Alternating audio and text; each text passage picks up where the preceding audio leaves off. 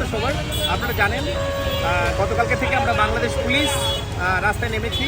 বিশেষ করে আমাদের যেটা কাজ, রাস্তায় যানজট নিরসন করা, আইন শৃঙ্খলা রক্ষা করা।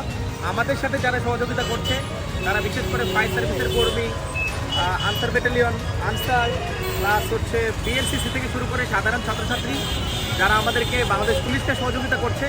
তো নিঃসন্দেহে এটা একটা প্রশংসনীয় এবং ভালো উদ্যোগ। আমরা তাদেরকে সাধুবাদ জানাই, তারা যাতে করে আমাদের সাথে থাকে, আমাদের সাথে কাজ করে। যতদিন সম্ভব তাদের স্কুল কলেজ খুললে তারা চলে যাবে হয়তো, তো যতদিনই সম্ভব তারা আমাদেরকে সহযোগিতা করুক। আর আমরা চাই বাংলাদেশ সুস্থ, সুন্দর, স্বাধীন একটা বাংলাদেশ, যে বাংলাদেশে মত প্রকাশের স্বাধীনতা থাকবে। আপনি নিঃসন্দেহে